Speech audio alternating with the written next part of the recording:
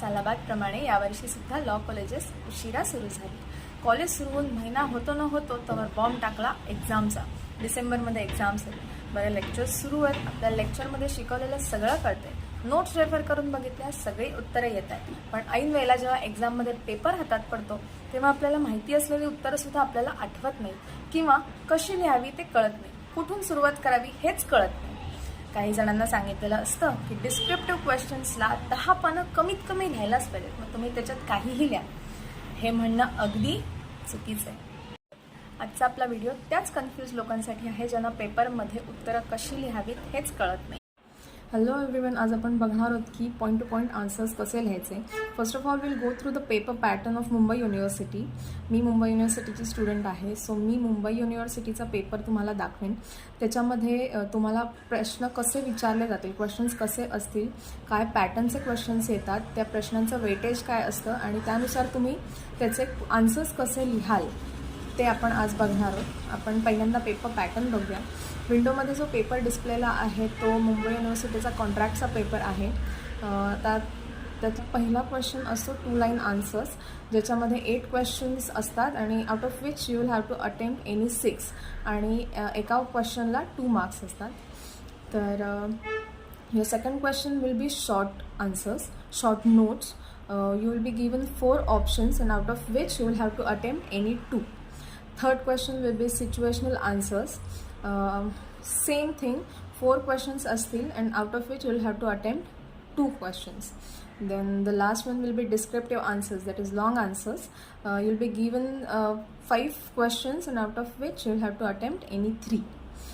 The last one will be for 39 marks, that is 13 marks each. Okay, हा झाला paper pattern. आता आपण बघूया की वेटेजनुसार उत्तरं कशी लिहायची. सगळ्यात आधी पेपर हातात आल्यावर शांत डोक्याने पूर्ण पेपर वाचून घ्या. आपल्याकडे इनफ टाईम असतो पेपर लिहिण्यासाठी. घाईने पेपर लिहू नका, सुरुवात करू नका. आधी सगळा पेपर वाचून घ्या. पेपरमध्ये काय आहे ते नीटपणे चेक करा.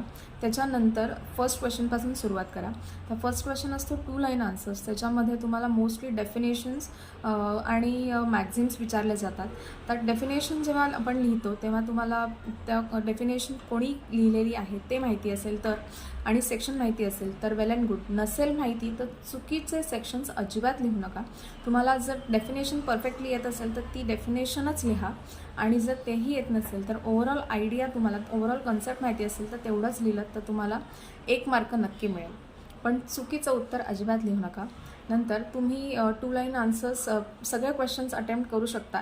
आपल्याला एनी 6 अटेम्प्ट करायचे असतात, पण तुम्ही 8ही क्वेश्चन्स अटेम्प्ट केलेत तर एखादा क्वेश्चन आन्सर चुकलं असेल तर त्याचे मार्क जाऊन दुसऱ्याचे तुम्हाला मिळू शकतात. सो 2 लाईन आन्सर्स मी सजेस्ट करेन की तुम्ही सगळेच्या सगळे अटेम्प्ट करा. त्याच्यानंतर सेकंड क्वेश्चन असतो शॉर्ट नोटचा. जर तुम्हाला शॉर्ट नोट किंवा सिच्युएशनल आणि लॉंग आन्सर या तिन्हीपैकी तुम्हाला ज्याचे आन्सर्स परफेक्टली येत आहेत, आता समजा तुम्हाला डिस्क्रिप्टिव्हचे आन्सर्स परफेक्टली येत असतील तर मी सजेस्ट करेन की तुम्ही सेकंड क्वेश्चन आधी डिस्क्रिप्टिव्हचा घ्या आणि त्याच्यानंतर तुम्ही शॉर्ट नोट आणि सिच्युएशनल अटेम्प्ट करू शकता.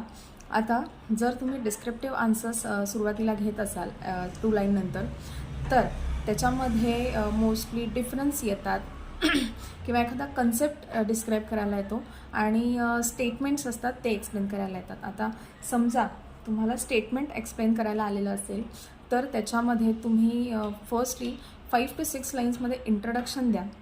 त्याच्यानंतर तुम्हाला त्याचं सेक्शन माहिती असेल, ते कुठे डिफाईन केलेलं आहे ते माहिती असेल तर तुम्ही त्याची डेफिनेशन आणि त्याचा सेक्शन लिहू शकता 2 लाईन 3 लाईन्समध्ये. त्याच्यानंतर त्याचं इलस्ट्रेशन लिहा. इलस्ट्रेशननंतर समजा तुम्हाला एखादी केस माहिती असेल तर आता या स्टेटमेंट्समध्ये तुम्ही केस पूर्ण डिस्क्राईब करू नका, तर केसमध्ये काय जजमेंट होतं किंवा केसवरून काय त्यांनी डिस्क्राईब केलेलं आहे थोडक्यामध्ये तुम्ही लिहू शकता, पण पूर्ण केस डिस्क्राईब करू नका. तुम्हाला त्याच्यामध्ये मार्क मिळणार नाहीत. पेजेस भरून तुम्ही उत्तरं लिहिलीत म्हणून तुम्हाला मार्क्स मिळत नाहीत. तर तुम्ही थोडक्यात उत्तर लिहा, पण पॉईंट टू पॉईंट लिहा. पहिल्यांदा इंट्रोडक्शन, त्याच्यानंतर त्याचं सेक्शन आणि डेफिनेशन, त्याच्यानंतर थोडं इलस्ट्रेशन, थोडीशी केस डिस्क्राईब करा आणि त्याच्यानंतर तुम्ही 4 to 5 लाईन्समध्ये कन्क्लुजन लिहू शकता. तुम्ही 10 पेजेसचा आन्सर लिहिलं म्हणून तुम्हाला 13चे 13 मार्क्स मिळतील असं होत नाही.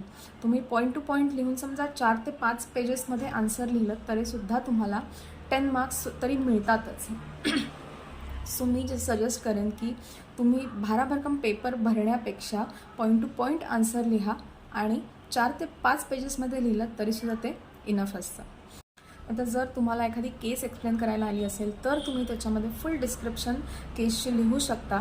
पॉईंट वाईज लिहायचं, त्याचं प्लेंटिफ डिफेंडंट, त्याचे इश्यूज काय होते, इश्यूज काय फ्रेम केले, त्याच्यानंतर प्लेंटिफ आणि डिफेंडंटचं म्हणणं काय होतं, त्यांच्या प्लेंटमध्ये आणि रिटर्न स्टेटमेंटमध्ये काय लिहिलेलं होतं, त्याच्यानंतर डिस्क्रिप्शन काय आहे, पूर्ण इलस्ट्रेशन तुम्ही त्याचं लिहायचं आणि त्याच्यानंतर तुम्ही जजमेंट, डिक्री, ऑर्डर, रिवॉर्ड जे असेल ते लिहायचं.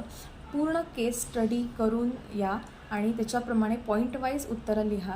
जर तुम्ही तुमचे काही पॉईंट्स ॲड केलेत तर त्याच्यात मार्क्स तुम्हाला मिळणार नाही. जर तुम्हाला क्वेश्चनमध्ये तुमचा लिगल ॲडवाईस किंवा तुमचं ओपिनियन विचारलं असेल तर तुम्ही त्याच्यामध्ये लिहू शकता. अदरवाईज काहीही पॉईंट्स लिहून तुम्हाला उपयोग होणार नाही, तुमचा उगीच वेळ वाया जाईल, मार्क्स मिळणार नाही. त्याच्यामुळे केस स्टडीमध्ये तुम्ही फक्त इश्यूज, त्यांचे पॉईंट्स आणि जजमेंट एवढंच लिहा, त्याच्यात तुम्हाला मार्क्स मिळतील. आणि अजून एक क्वेश्चन असतो तो म्हणजे डिफरन्स. आता डिफरन्स विचारलेला असताना तुम्ही तेवढेच पॉईंट्स लिहा, जसं की मगाशी आपण म्हटलं की इंट्रोडक्शन लिहायचं 5 to 6 लाईन्समध्ये, त्याच्यानंतर त्याचे दोन्ही कन्सेप्ट लिहायचे. जर 2 डिफरन्स विचारलेले असतील तर पहिला पॉईंट आणि दुसरा पॉईंट ह्याचं डेफिनेशन्स लिहायचे, त्याचं लिगल सेक्शन्स लिहायचे आणि त्याच्यानंतर त्याच्यामध्ये काय डिफरन्स आहे ते तुम्ही लिहू शकता आणि शेवटी 5 to 6 लाईन्समध्ये कन्क्लुजन लिहू शकता. सो थर्ड क्वेश्चन तुमचा असतो सिच्युएशनल क्वेश्चन, ज्याच्यामध्ये तुम्हाला एक सिच्युएशन दिलेली असते आणि त्यानुसार तुमचा पर्सनल ओपिनियन किंवा तुमचा लिगल ॲडवाईस, तुम्ही तुमच्या क्लायंटला काय लिगल ॲडवाईस द्याल असा क्वेश्चन असतो. त्याच्यामध्ये तुम्ही लिगल लँग्वेज वापरणं अवॉइड करा, कारण की त्याच्यामध्ये तुम्हाला असं इमॅजिन करायचं आहे की तुम्ही तुमच्या क्लायंटशी बोलताय. सो तुमच्या क्लायंटशी बोलताना you avoid using legal language. So general लँग्वेजमध्ये तुम्ही तुमचा लिगल ॲडवाईस किंवा ओपिनियन त्याच्यामध्ये लिहा. सेक्शन्स लिहायची गरज नाही. तुमचं लिगल ओपिनियन त्याच्यावर काय आहे किंवा तुम्ही तुमच्या क्लायंटला काय लिगल ॲडवाईस द्याल असं त्याच्यामध्ये एक्सपेक्टेड असतं. आणि दुसरा त्याच्यामध्ये क्वेश्चन असतो, म्हणजे एका पॉईंटमध्ये 2 क्वेश्चन्स विचारलेले असतात, ज्याच्यात फर्स्ट असतं तुमचा लिगल ॲडवाईस आणि सेकंड त्याच्यावरनं काय रूल आलेला आहे किंवा हे सिच्युएशन तुम्हाला कोणत्या रूलनुसार आहे किंवा कोणत्या सेक्शनमध्ये आहे ते विचारले असतात. त्याच्यात तुम्ही लिगल लँग्वेजमध्ये व्यवस्थितपणे डेफिनेशन किंवा सेक्शन लिहा, पण चुकीचं सेक्शन अजिबात लिहू नका. मगाशी सांगितलं तसं त्याच्यामध्ये तुमचे पॉईंट्स जातील. आता हे झालं सिच्युएशनल क्वेश्चन. त्याच्यानंतर तुम्ही शॉर्ट नोट्स लिहित असाल तर शॉर्ट नोट्समध्ये तुम्हाला जनरली कन्सेप्ट एक्सप्लेन करायला असतो. त्याच्यामध्ये तुम्ही शॉर्टमध्ये लिहायचं आहे, त्याच्यामध्ये तुम्ही पॉईंट्स वेगळे वेगळे करू नका फार. त्याच्यामध्ये इंट्रोडक्शन, थोडं इलस्ट्रेशन, कन्क्लुजन हाच पॅटर्न आहे, पण त्याच्यामध्ये तुम्ही मोठं डिस्क्रिप्शन लिहू नका. शॉर्टमध्ये लिहा. 2 पेजेसमध्ये लिहिलं तरी ते इनफ आहे, पण पॉईंट टू पॉईंट लिहा.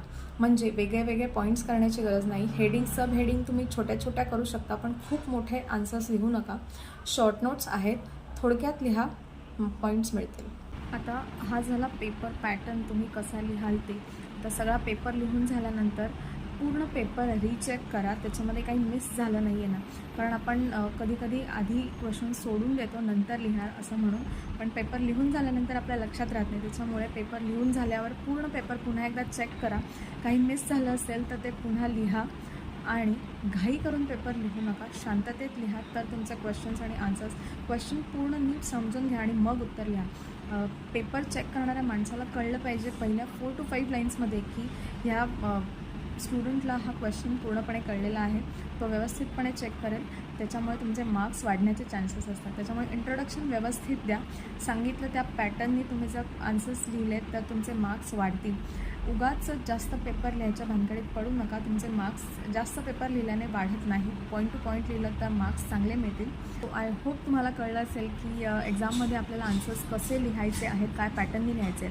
आता नेक्स्ट लेक्चरमध्ये आपण बघणार आहोत प्रत्येक सब्जेक्टचे इम्पॉर्टंट क्वेश्चन्स आणि लँडमार्क केसेस कोणत्या आहेत. सो अपडेटेड राहण्यासाठी चॅनलला सबस्क्राईब करा.